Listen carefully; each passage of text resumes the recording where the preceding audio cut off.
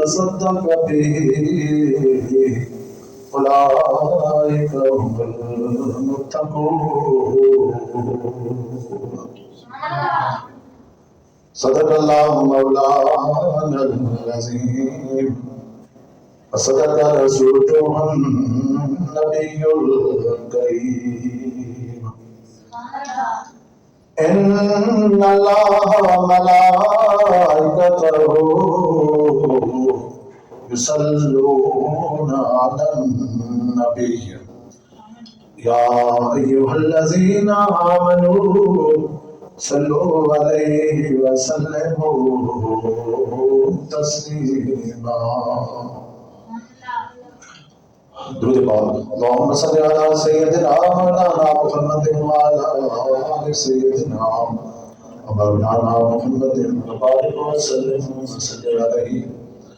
الصلاة والسلام عليك يا شاهدا ومبشرا ونذيرا. الصلاة والسلام عليك يا سراجا وقمرا منيرا. حمد و صلوات کے بعد قابل احترام بزرگوں، بھائیوں اور دوستوں، پچھلے جمعۃ المبارک پر بھی آپ نے حضرت ابوبکر صدیق رضی اللہ تعالیٰ عنہ کی شان اقدس کے موضوع پر بیان سنا تھا، اور آج بھی شان صدیق اکبر، مقام صدیق اکبر کے عنوان سے آپ بیان سنیں گے. رب ذوالجلال سے دعا ہے مالک کائنات مجھے قرآن سنت کی روشنی میں، قرآن اور حدیث کی روشنی میں حق اور سچ بیان کرنے اور سن سنا کر ہم سب کو اسے یاد رکھنے کی توفیق عطا فرمائے. رب ذوالجلال ارشاد فرماتے ہیں والذی جاء بالصدق وصدق به اولئک هم المتقون. وہ جو سچ کے ساتھ تشریف لایا اور وہ جس نے اس کی تصدیق کی، یہی متقین ہیں، پرہیزگار ہیں. سامعین وقار، اس آیت مقدسہ کی تفصیل کے ساتھ آپ پچھلے جمعہ پر سماعت کر چکے ہیں. آج کے جمعہ مبارک کے بیان میں حضرت ابوبکر صدیق کی اصل جو آپ کا نام ہے، وہ آپ کی کنیت اور آپ کے جو عتیق اور صدیق لقب ہیں، ان کے اوپر بات ہوگی، اور اس کے علاوہ احادیث مبارکہ کی روشنی میں آپ شان حضرت ابوبکر صدیق سماعت کریں گے. سامعین محترم، آپ کا اصل نام عبداللہ ہے، ابوبکر آپ کی کنیت ہے، عتیق اور صدیق آپ کا لقب ہے. یاد رکھیں کہ مردوں میں سب سے پہلے حضرت ابوبکر صدیق نے اسلام قبول کیا، عورتوں میں سب سے پہلے حضرت خدیجہ الکبریٰ نے اسلام قبول کیا، بچوں میں سیدنا علی المرتضیٰ رضی اللہ تعالیٰ عنہ نے سب سے پہلے اسلام قبول کیا، اور غلاموں میں سب سے پہلے حضرت زید بن حارثہ نے اسلام قبول کیا. جتنے بھی سلاسل ہیں، سلسلہ چشتیہ ہے، سلسلہ نقشبندیہ ہے، سلسلہ سہروردیہ ہے اور قادریہ ہے، 4 سلسلے ہیں، اور باقی جو 3 سلسلے ہیں ان کے بانی اولیاء اکرام ہیں. سلسلہ چشتیہ کے بانی خواجہ معین الدین چشتی اجمیری ہیں، سلسلہ سہروردیہ کے بانی شیخ صحاب الدین سہروردی ہیں، سلسلہ قادریہ کے بانی شیخ عبد القادر جیلانی رحمۃ اللہ تعالی علیہ ہیں. مگر سلسلہ نقشبندیہ جو ہے، اس کے بانی صحابی رسول خلیفہ اول حضرت ابوبکر صدیق ہیں. باقی 3 سلسلوں کے بانی اولیاء کرام ہیں، مگر سلسلہ نقشبندیہ کے بانی حضرت ابوبکر صدیق ہیں. جس طرح آپ تمام انبیاء کے بعد حضور کی تمام امت سے آپ افضل ہیں، اسی طرح آپ کا سلسلہ نقشبندیہ بھی تمام سلاسل سے افضل ہے۔ اب سلسلہ گفتگو کو آپ کی کنیت کی طرف بڑھاتے ہیں کہ آپ کی کنیت ہے ابو بکر۔ ابو بکر کا معنی کیا ہے؟ ابو بکر کا معنی ہے آگے بڑھنا، سبقت لے جانا، پیش قدمی کرنا۔ یہ ابو بکر کا معنی ہے۔ کیا معنی ہے بولیے؟ آگے بڑھنا، پیش قدمی کرنا، سبقت لے جانا۔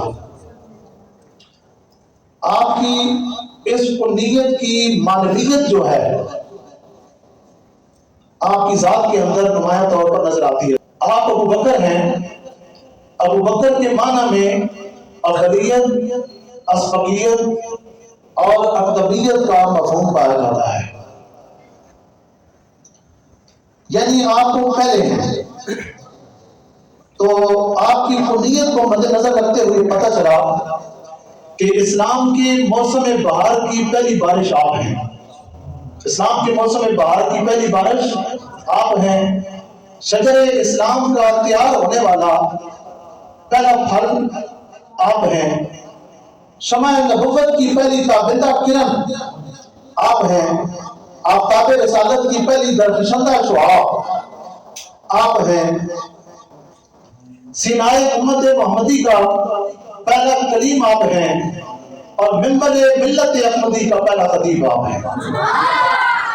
دوسرے لفظوں میں یوں آپ کہہ سکتے ہیں کہ اس امت میں سب سے پہلے مسلم ہیں تو ابو بکر، سب سے پہلے مومن ہیں تو ابو بکر، سب سے پہلے مبلغ ہیں تو ابو بکر، سب سے پہلے موقد ہیں تو ابو بکر، سب سے پہلے نمازی ہیں تو ابو بکر، سب سے پہلے غازی ہیں تو ابو بکر، سب سے پہلے امیر ہیں تو ابو بکر، سب سے پہلے پیر ہیں تو ابو بکر، سب سے پہلے خلیفہ اسود ہیں تو ابو بکر۔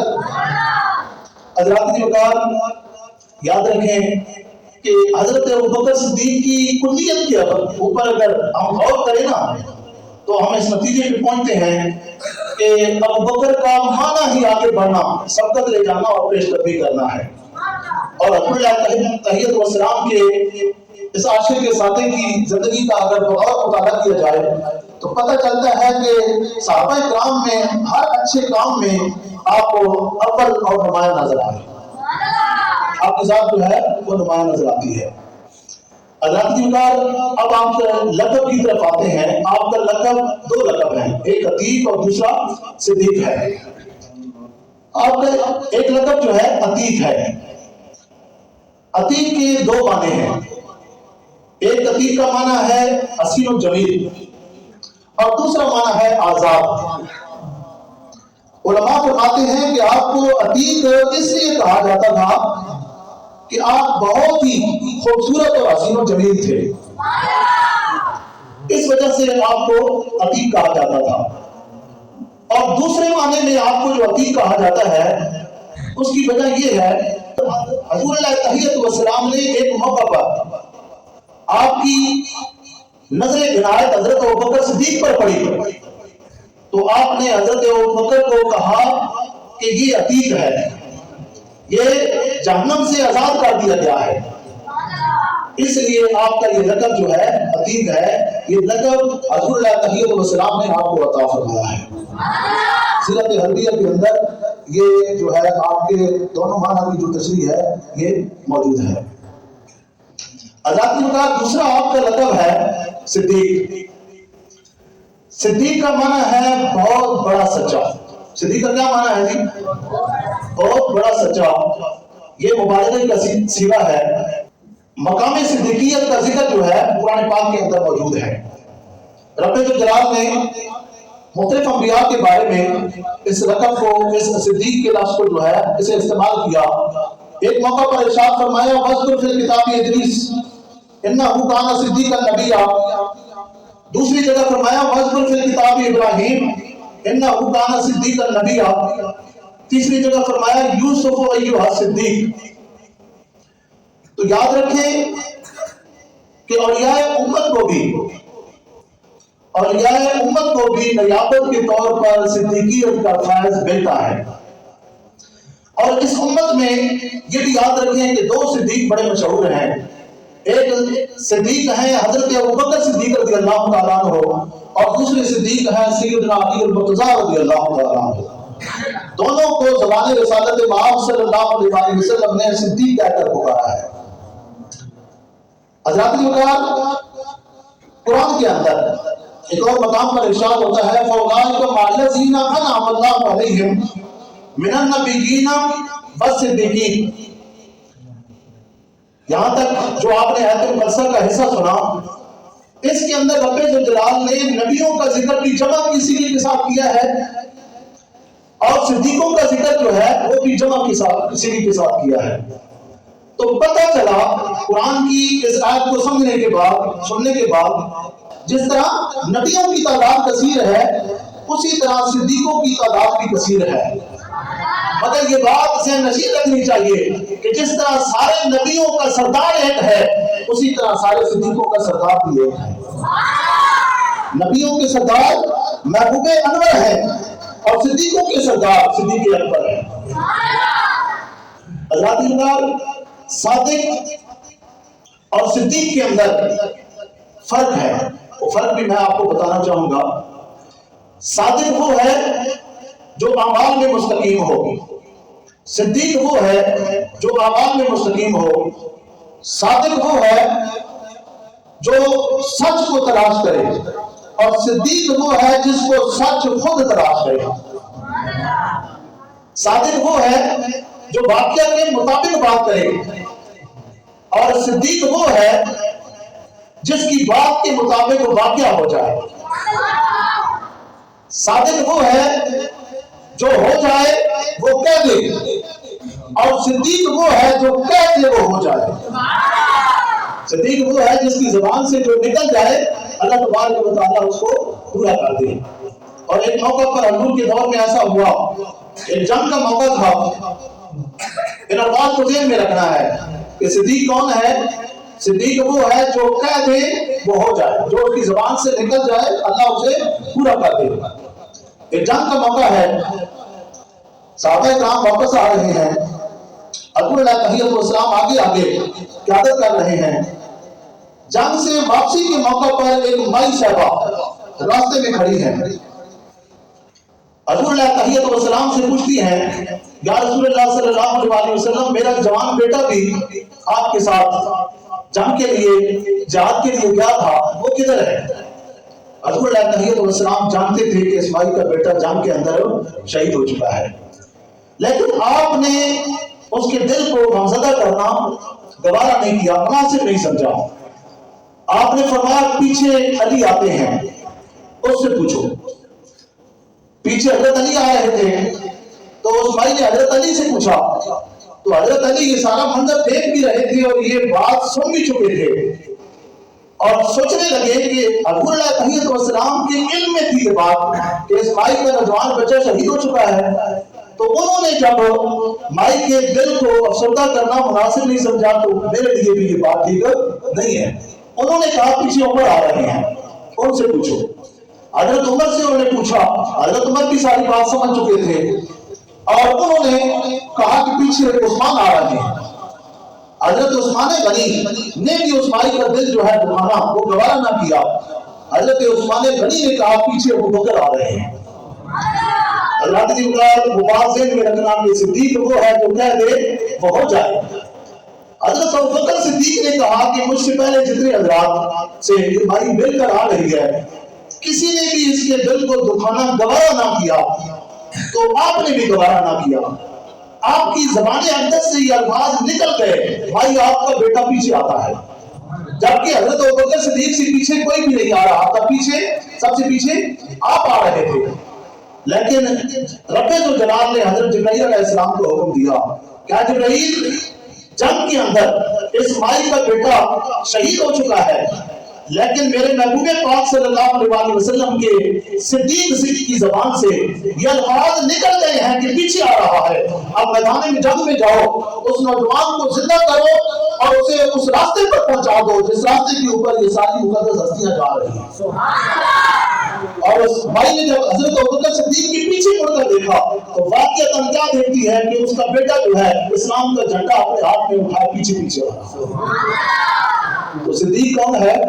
صدیق وہ ہوتا ہے جو کہہ دے تو ہو جائے، اس کی زبان سے جو الفاظ نکل جائیں رب جلال اس کی زبان کی لاج رکھتے ہوئے ان الفاظ کو پورا کرتے۔ آپ کے مرتبے اور مقام کو بیان کرتے ہوئے سرکار عالم صلی اللہ علیہ وسلم کہ دوسرے خلیفہ حضرت عمر فاروق رضی اللہ تعالیٰ عنہ کا قول، امام بہقی اپنی تاریخ شعب الایمان کے اندر یہ حضرت عمر فاروق کا قول نقل کرتے ہیں، فرماتے ہیں کہ حضرت عمر فاروق فرماتے ہیں کہ اگر تمام اہلیان روح زمین کے ایمان کو تولا جائے اور حضرت ابوبکر صدیق رضی اللہ تعالیٰ عنہ کے ایمان کو تولا جائے تو تمام حضور کی امت کے ایمان کو اگر ایک پردے میں رکھ دیا جائے، دوسری طرف حضرت ابوبکر صدیق کے ایمان کو دوسرے پردے میں رکھ دیا جائے تو حضرت ابوبکر صدیق کے ایمان کا پردہ حضور کی ساری امت کے ایمان کے پردے سے بھاری ہو جائے گا۔ یہ مرتبہ اور مقام ہے حضرت ابوبکر صدیق رضی اللہ تعالیٰ عنہ۔ سرکار عالم صلی اللہ علیہ وسلم ایک اور موقع پر ارشاد فرماتے ہیں میری امت کے بہترین لوگ، میرے بعد میری امت کے بہترین لوگ حضرت ابوبکر اور حضرت عمر فاروق رضی اللہ تعالیٰ عنہ ہیں۔ میری امت کے بہترین لوگ ابوبکر اور عمر ہیں، دونوں کی شان کو، عظمت، مرتبہ اور مقام کو حضرت علیہ تحیت والسلام اپنی زبان رسالت مآب سے خود جو ہے وہ بیان کرتے نظر آتے ہیں۔ جب سورج طلوع ہوتا ہے تو سورج کی کرنیں سب سے پہلے اس عمارت کے اوپر پڑتی ہیں جو سب سے بلند و بالا ہو، ایسا ہے کہ نہیں؟ جب سورج طلوع ہو رہا ہوتا ہے تو اس کی کرنیں سب سے پہلے اس عمارت پر پڑتی ہیں جو سب سے بلند و بالا ہو۔ اسی طرح جب آفتاب نبوت طلوع ہوا تو اس کی کرنیں سب سے پہلے جس بلند و بالا ہستی کے اوپر پڑی اس ہستی کا نام صدیق اکبر ہے۔ حضرت ابوبکر صدیق رضی اللہ تعالیٰ عنہ کو یہ اعزاز حاصل ہے کہ مسجد نبوی کی جو جگہ ہے یہ جگہ حضرت ابوبکر صدیق نے خرید کر دی ہے۔ یہ جو پلاٹ تھا یہ کس نے خرید کر مسجد کے لیے وقف کیا؟ حضرت ابوبکر صدیق نے۔ حضور علیہ تحیت والسلام جب مدینے میں تشریف لائے نا تو آپ نے ضرورت محسوس کی ایک مسجد کی اور فوراً اس کام کی طرف آپ نے توجہ دی اور قطعی بنیاد پر جو ہے مسجد کی تعمیر کی طرف آپ کا جو ہے دھیان ہوا اور پھر صحابہ کرام سے مشاورت ہوئی جگہ کے انتخاب کے لیے کہ کس جگہ جو ہے مسجد بنائی جائے۔ تو حضرات نے کہا جس جگہ کا انتخاب کیا گیا وہ جگہ 2 یتیم بچوں کی ملکیت تھی، ایک کا نام سہیل تھا اور دوسرے کا نام سہل تھا۔ حضور علیہ تحیت والسلام نے ان دونوں بچوں کو بلایا اور کہا کہ یہ جگہ آپ لوگوں کی ملکیت ہے، ہم آپ سے خریدنا چاہتے ہیں، آپ اس کی قیمت بتائیں۔ تو ان دونوں بچوں کا آگے سے جذبہ دیکھیں، چھوٹے بچے تھے، ان کا جذبہ دیکھیں۔ انہوں نے کہا ہمیں قسم ہے اس ذات کی جس کی قبضہ قدرت میں ہماری جان ہے، ہم اس جگہ کی قیمت آپ سے وصول نہیں کریں گے بلکہ اس جگہ کی قیمت ہم اللہ تعالیٰ سے وصول کریں گے۔ ہم بغیر قیمت کے یہ جگہ جو ہے مسجد کے لیے وقف کرنے کا اعلان کرتے ہیں۔ لیکن حضور علیہ تحیت والسلام یتیموں کے والد تھے، آپ نے بچوں کے اس دینی جذبے کو سراہا، شاباشی دی، لیکن ساتھ یہ کہا کہ نہیں بچوں ہم آپ سے یہ جگہ جو ہے قیمت نہ خریدیں گے، مفت میں فری میں نہیں دیں گے۔ تو حضرات نے کہا حضور علیہ السلام نے دیکھیں حضرت ابوبکر صدیق کے اوپر حضور علیہ تحیت والسلام کتنا بڑا کرم فرما رہے ہیں۔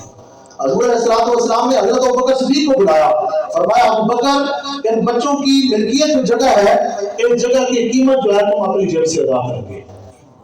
حضرت ابوبکر صدیق نے جہاں آج مسجد نبوی ہے اس جگہ کی قیمت جو ہے حضرت ابوبکر صدیق نے ادا کی۔ تو حضرات کی آپ سوچیں، یہ سوچنے کا مقام ہے کہ حضور علیہ الصلوۃ والسلام نے کتنا بڑا کرم کیا حضرت ابوبکر صدیق کی ذات پر کہ آپ کی جیب سے مسجد نبوی کی جگہ جو ہے اس کی قیمت دلوا کر آپ نے کتنے بڑے اجر و ثواب کا مستحق حضرت ابوبکر صدیق کو بنایا، اتنے بڑے اجر و ثواب کا مستحق بنایا کہ جو اجر و ثواب قیامت تک کبھی ختم ہونے والا نہیں ہے۔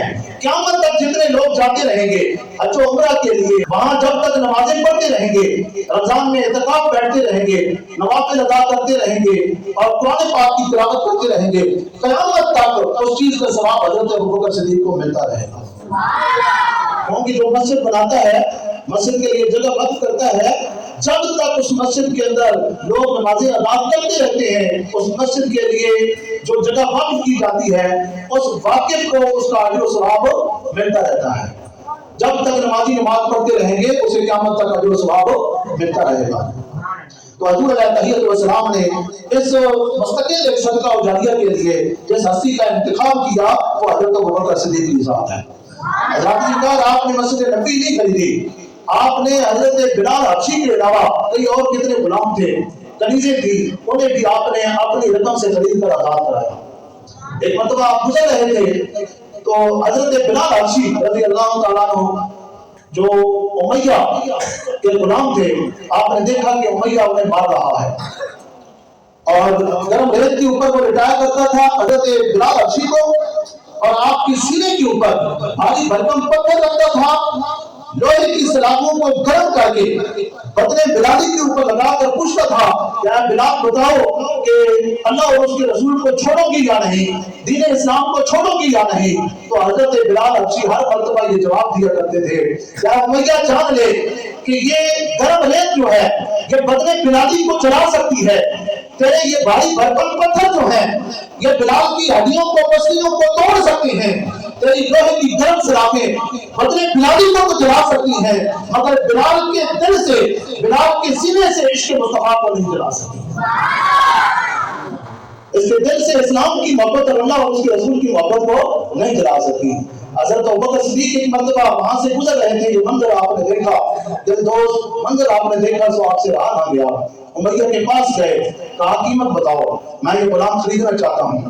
آپ نے درہم و دینار کے عوض جو ہے حضرت بلال حبشی کو خرید لیا۔ جب آپ خرید چکے نا تو وہاں پر جتنے لوگ موجود تھے ان سب نے حضرت ابوبکر صدیق کا مذاق اڑایا۔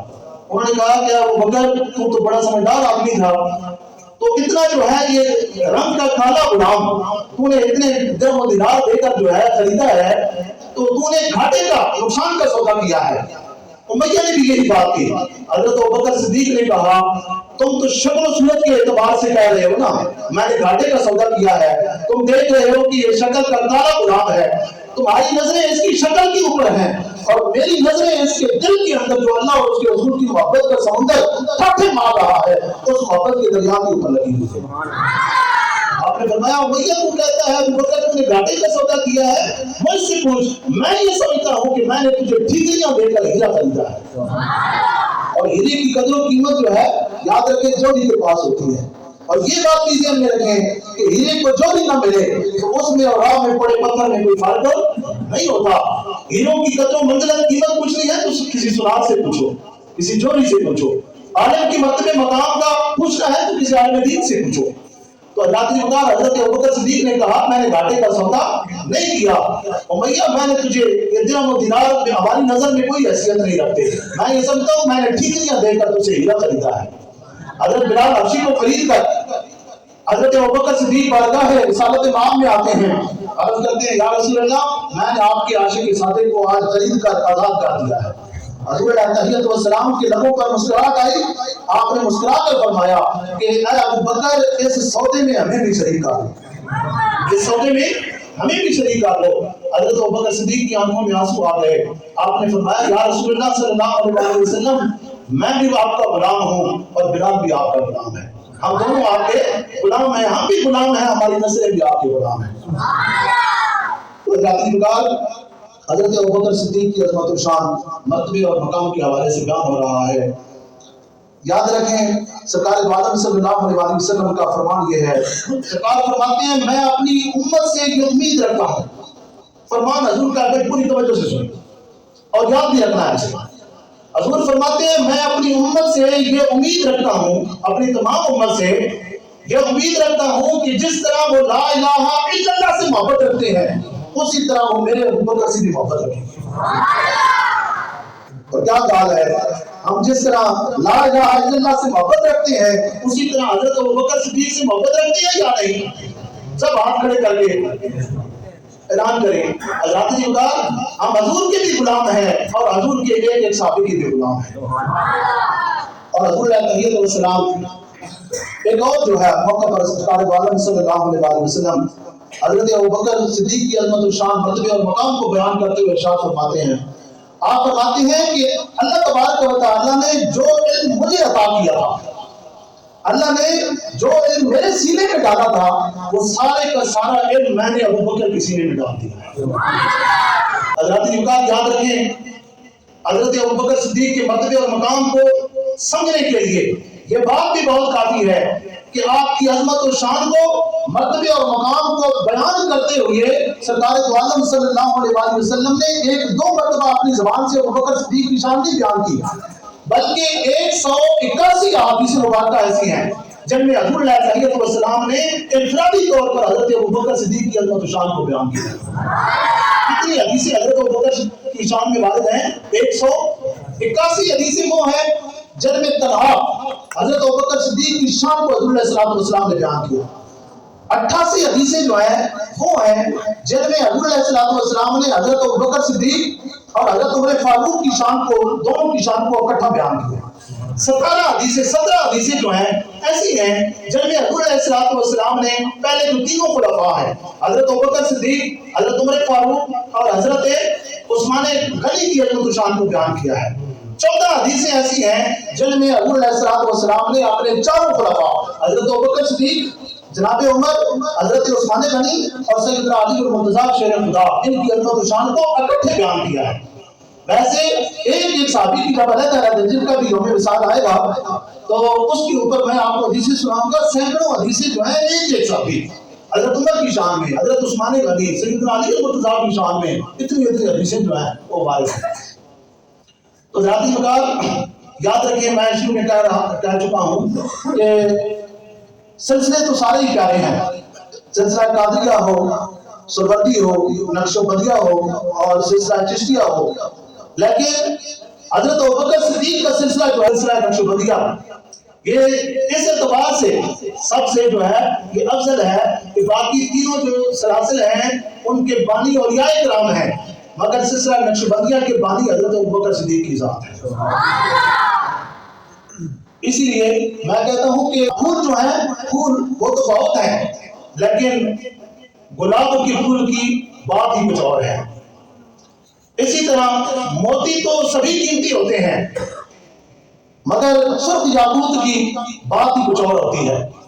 دن تو سارے ہی اچھے ہیں مگر جمعۃ المبارک کی بات ہی کچھ اور ہے۔ اسی طرح راتیں تو ساری عبادت کے لائق ہیں، عبادت کے لیے ہیں، مگر لیلۃ القدر کی بات ہی کچھ اور ہے۔ مہینے تو سارے مکرم ہیں مگر رمضان مبارک کی بات ہی کچھ اور ہے۔ فقہاء سارے کے سارے بزرگ ہیں مگر امام اعظم کی بات ہی کچھ اور ہے۔ شہداء جتنے ہیں سب کی فضیلت اپنی جگہ مسلم مگر سید الشہداء امام حسین کی بات ہی کچھ اور ہے۔ اسی طرح دوستو فرشتے سارے کے سارے محترم ہیں مگر جبرائیل امین کی بات ہی کچھ اور ہے۔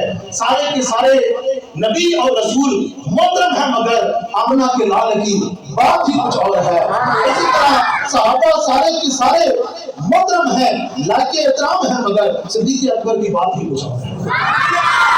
اللہ کی رب الجلال سے دعا ہے مالک کائنات مجھے آپ کو ہم سب کو جتنے بھی صحابہ اکرام ہیں اور حضرت ابوبکر صدیق ہیں، جناب عمر ہیں، عثمان غنی ہیں، سیدنا علی المرتضیٰ ہیں، جتنے بھی صحابہ اکرام ہیں سب کی عظمت و شان کو، سب کے مرتبے اور مقام کو رب الجلال ہم سب کو قرآن و سنت کی روشنی میں سمجھنے کی توفیق عطا فرمائے۔ سب کا دل کی تمام تر افاق گہرائیوں سے سارے صحابہ اکرام کا، امہات المومنین کا، ازواج مطہرات کا، اہل بیت اطہار کا، سارے ولیوں کا دل کی اتھا گہرائیوں سے ہم سب کو ادب و احترام کرنے کی توفیق عطا فرمائے، اور ان ذوات قدسیہ، ان نفوس قدسیہ کے ہم سب کو نقش قدم پر چلنے کی بھی توفیق عطا فرمائے۔